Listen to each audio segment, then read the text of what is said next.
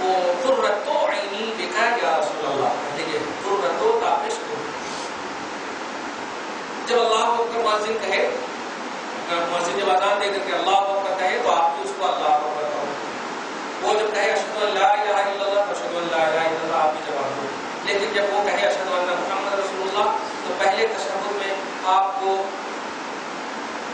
جواب بھی دینا ہے صلی اللہ علیہ یا رسول اللہ یا صلی اللہ علیہ محمد، اور اس کے بعد پہلے تشہد میں جواب دینا، دوسرے تشہد میں آپ کو جواب بھی دینا ہے، اور یہ دونوں انگوٹھے جو ہے پارہ نمبر 22 سورہ احزاب 56 کے تحت آپ دیکھیں کہ حاشیہ جلالین میں تو یہ دونوں انگوٹھے کچھ لوگ جو انگلیاں یہ جھکتی ہے ایسا نہیں، یہ دونوں انگوٹھے کو ہونٹ سے پہلے لگانا، یہ ہونٹ سے لگانا اور زور سے بھی ہونٹ سے لگانا، اور لگانے کے بعد پھر آنکھوں کے پلکوں سے اندر کے حصے سے کبھی جو اس طرح یہ اندر سے ایسے ایسے کچھ لوگ ایسے کرتے ہیں ایسے یہ ابتدا ہونا چاہیے، سمجھ رہے آپ؟ تو اس طرح لگا کر کے پھر آپ پڑھیں قرۃ عینی بکا یا رسول اللہ، قرۃ معنی ٹھنڈک، عینی میری آنکھ، بکا آپ سے یا رسول اللہ، میری آنکھوں کی ٹھنڈک آپ ہی سے ہے یا رسول اللہ، میری آنکھوں کی ٹھنڈک آپ ہی سے ہے یا رسول اللہ۔ یہ دوسرے تشہد میں آپ کو ایسا پڑھنا چاہیے۔ اب اس کا یہ فائدہ کیا ہے؟ اب آپ اس کو ضعیف وغیرہ کا پڑھ نہیں سوچیے، کوئی نہیں جانتا کہ ارے جب ایک عام جندر بچہ پیدا ہوتا تو باپ ماں کی آنکھ ٹھنڈک پہنچے نہیں، ایک بیٹا گھر کو سکون صرف دینے کے لیے آتا تو بولتے ہیں کہ میری آنکھوں کا تارا ہے، میری آنکھوں کا ٹھنڈک ہے، سب کچھ بولتے ہیں نا، وہ تو کائنات کے سکون کے سبب ہے آپ، محمد تو کائنات کے سکون کے سبب، کائنات تباہ ہو جاتی ہے اگر محمد نہ ہوتے تو ہے، ہاں تو وہ تو کائنات کے لیے تشریف لائے ہیں تو آنکھوں کی ٹھنڈک اس میں تو ہے ہی، سمجھ رہے نا؟ خیر، تو یہ بولنے کے بعد حدیث پاک میں آیا ہے، امام قسطلانی فرماتے ہیں کہ جو کوئی ایسا کرے گا کبھی بھی اس کے آنکھ میں بیماری نہیں آئے، آشوب چشم بولتے اس کو، یعنی آنکھ خراب نہیں ہوگی کبھی بھی، روشنی ختم نہیں ہوگی کبھی بھی، اللہ ایسا ایک تو یہ، پر ایک حدیث پاک میں فضائل کے باب میں وہ حدیث معتبر ہے، اگرچہ سند کے اعتبار سے ضعیف ہے، حضرت سیدنا ابوبکر صدیق کے بارے میں فرماتے ہیں نبی پاک صلی اللہ علیہ وسلم کے سامنے جب انہوں نے ایسا کیا تو نبی پاک نے فرمایا من فعل مثل ما فعل خلیلی، جو شخص بھی میرے ابوبکر صدیق کی طرح یعنی جو ایسا کیا تھا انہوں نے، جو بھی ایسا کرے گا میں اس کا لیڈر، میں اس کا قائد ہوں گا جنت تک لے جانے کے لیے، اور میں اس کو شفاعت کروں، میں اس کی شفاعت کروں۔ تو اس میں تو بھائی اپنا ہی فائدہ ہے نا، اب اس میں ضعیف بول کر کے اپنا نقصان کیوں کر رہے ہیں؟ عجیب بات ہے بھائی، اپنا فائدہ ہے نا، ایسا تو نہیں کریں کہ ہم آپ کا فائدہ بول رہے ہیں، تو جب اپنا پرسنل فائدہ ہے تو آپ کو اگر نہیں حاصل کرنا تو مت کیجیے، ہزاروں اچھے سیر دکھ رہے ہیں، نہیں لینا تو مت لیجیے نا، اب احتجاج کی ریلی کیوں نکال رہے ہیں وہاں سے سیر مت لو، وہ ضعیف سیر ہے، کیا بیوقوفی ہے؟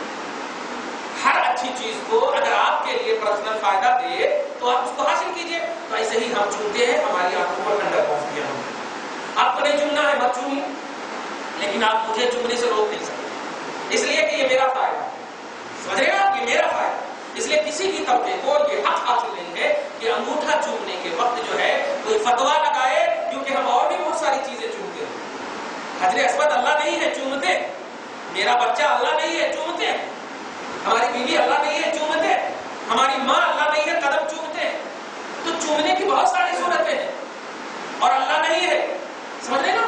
تو چومنے کو فتوا لگانا نہیں چاہیے، اور سب میں اعلیٰ اور افضل محمد رسول اللہ ہے تو اس کو تو چومیں گے، سمجھ رہے نا؟ اس لیے یہ چومنا جو ہے ابوبکر کی بھی سنت ہے، آپ کی بھی سنت ہے، ضعیف وغیرہ کہنے والوں کو پیچھے آپ نہ پڑھیے، آپ کا پرسنل فائدہ۔ قرۃ عینی بک یا رسول اللہ، جی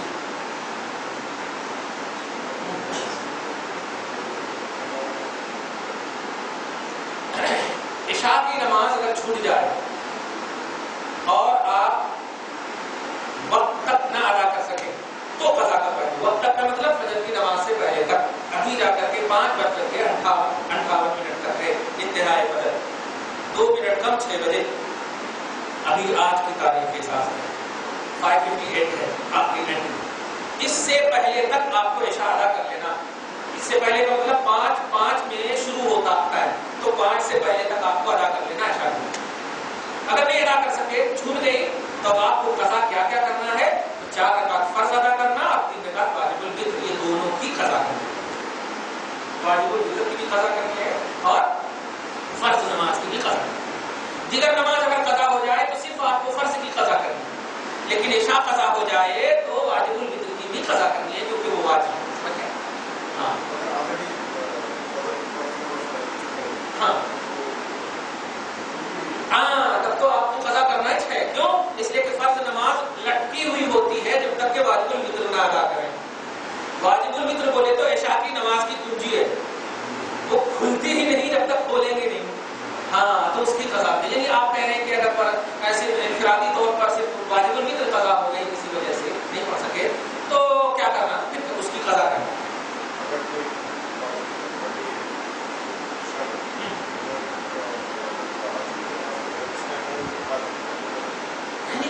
تہجد والے پڑھنے والوں کے لیے حکم شرعی یہ ہے کہ واجب الفطر جو ہے عشاء کی نماز کے فرض کے بعد نہ پڑھے، بس صرف وہ جو سنت یا نفل آپ کو پڑھنا پڑھ لے، واجب الفطر بعد میں پڑھے. واجب الفطر بعد میں پڑھے، سمجھ رہے ہیں؟ ہاں اس لیے کہ واجب الفطر پڑھ لیں گے تو پھر یہ تہجد کا اتنا ثواب آپ کو نہیں ملے گا جتنا کہ ملنا چاہیے، کیونکہ سنت جو ہے نا ترتیب اس طرح سے رسول اللہ صلی اللہ علیہ وسلم عشاء کی نماز پڑھ کے سو جاتے ہیں، سمجھ رہے نا؟ اور آخری رات کے تہائی حصے میں اٹھتے تہجد پہلے پڑھتے پھر لاسٹ میں 3 رکعت واجب الفطر پڑھتے. تو یہ ترتیب سے ہوگی تو انشاءاللہ آپ کو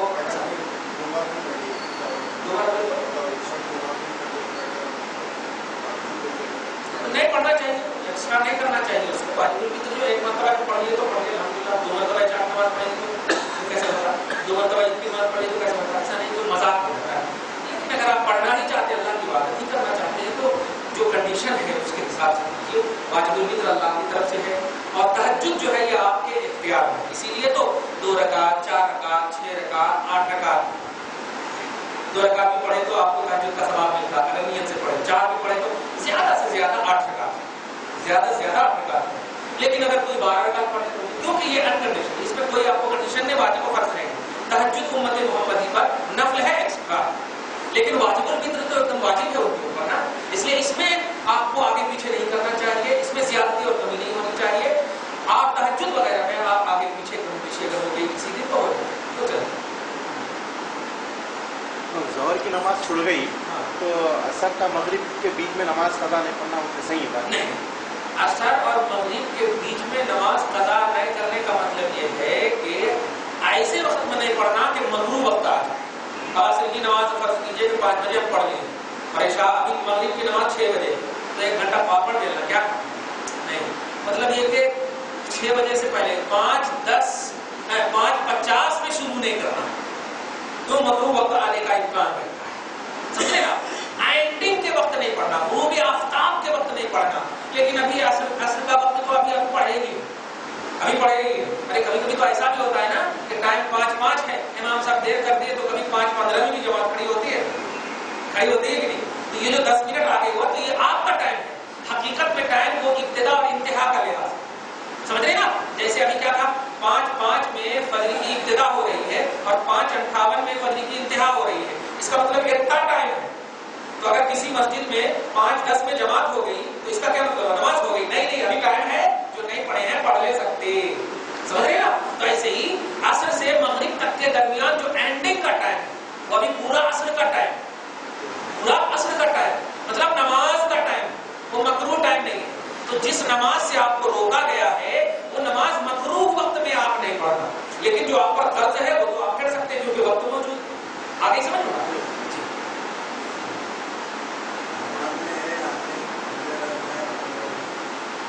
جب لائٹ وغیرہ جلی ہوئی ہو اور کوئی مطلب اندھیرا وغیرہ نہ ہو تو افضل یہ ہے کہ آنکھ کھلی رکھیں. افضل یہ ہے کہ آنکھ کھلی رکھیں. اور اگر لائٹ بند ہو سمجھ رہے نا تو اس میں آپ بند بھی کر دیں تو کیا فائدہ؟ ویسے ایسے بھی بند ہے اس میں جو دکھی نہیں گئی کوئی چیز. بہتر یہ ہے کہ وہ کھلی رکھیں، یہی سنت ہے. لیکن اگر کوئی مستغرق توحید کے سمندر میں ڈوبا ہوا رہتا ہے، اس کو نہ خود کا خیال ہے نہ آزو بازو کا خیال ہے، تو اس کے آنکھ کا کیا خیال رکھیں گے؟ سمجھ رہے نا؟ ہوش میں جو نہ ہو وہ کیا نہ کرے. اس لیے افضل یہ ہے کہ آنکھ کھلی رکھیں.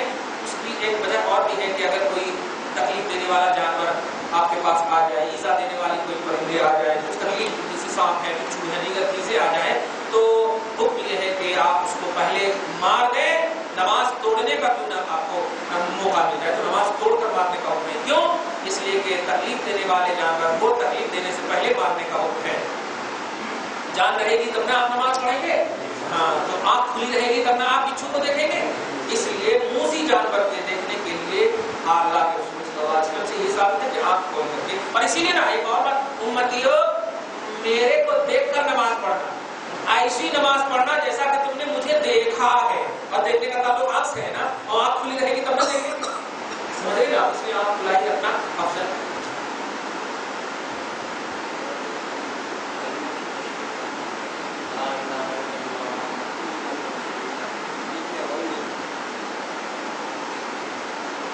نہیں ہے کوئی معبود سوائے اللہ کے, محمد صلی اللہ علیہ وسلم اللہ کے رسول ہیں.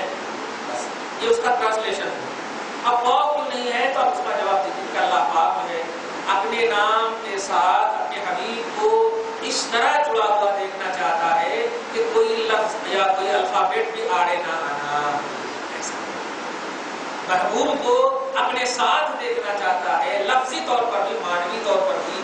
اللہ کے رسول مخلوق ہے, وہ خالق ہے, لیکن خالق اور مخلوق کا اتنا مستحکم کنیکشن ہے کہ دنیا دیکھ لے کہ کوئی لفظ بھی ان دونوں کے بیچ میں آڑے نہیں آ سکتے, کوئی لفظ بھی آڑے نہیں آ سکتے. یہ محبت ہے, دھیان دیجیے. اور یہ شرک وغیرہ کا پہلو نہیں ہے, یہ محبت ہے. محبت میں اگر ہم آپ سے ٹچ ہو جائیں تو کیا آپ آ رہے تھے, میں نہیں رہتا. صحیح ہے. ہاں اس لیے اللہ کے رسول اگر اللہ پاک سے ٹچ ہے لفظی طور پر یا معنوی طور پر بھی, جیسے رحیم اللہ بھی ہے رسول بھی ہے, رؤوف اللہ بھی ہے رسول بھی, عزیز اللہ بھی ہے رسول بھی ہے, تو معنوی طور پر دیکھیے آپ سمجھ رہے نا. لیکن کہنا پڑے گا نہیں, یہ مخلوق رحیم ہے وہ خالق رحیم ہے. سمجھ رہے گا, یہ مخلوق عزیز ہے وہ خالق مقاصد ہوا. سمجھ رہے نا. تو اس طرح سے کمال محبت کو دکھانا مقصود ہے اور کچھ بھی نہیں ہے, اور یہی محبت والوں کے لیے کافی ہے.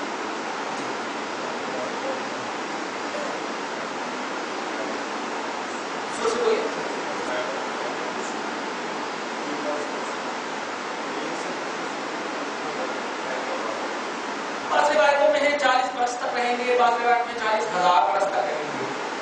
یہ ایک روایت ہے, مطلب یہ کہ ایک سور اور دوسرے سور کے درمیان جو فاصلہ ہوگا وہ 40 سال تک کا فاصلہ ہوگا ایک روایت میں, اور دوسری روایت میں 40,000 سال تک کا فاصلہ ہوگا 3 سور کے درمیان. 3 سور کا پہلے سور میں جو ہے نا آپ بالکل خوشی خوشی آواز کی طرف چلے جائیں گے, سمجھ رہے نا.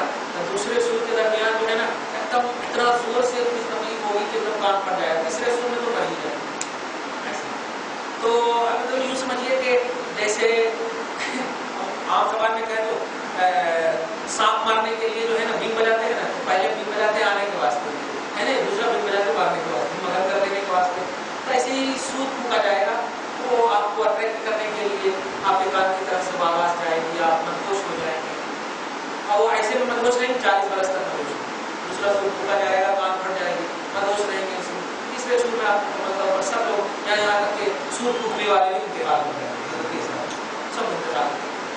تو اس طرح سے فاصلے اللہ پاک وہ دن ہم سب کو نہ دکھائے, عزت و آبرو سے پہلے ہی اٹھائے. اللہ پاک آج کی اس خصوصی درس کو اپنی بات کے سب کو قبول فرمائے, ہم سب کی حاضری اور شرکت کو اور تمناؤں کو پوری فرمائے. اللہ و ملائکتہ یصلون علی النبی یا ایھا الذین آمنوا صلوا علیہ وسلموا تسلیما. اللهم صل علی محمد وعلی آل محمد وبارک وسلم. سبحان ربک رب العزۃ عما یصفون وسلام علی المرسلین والحمد للہ رب العالمین.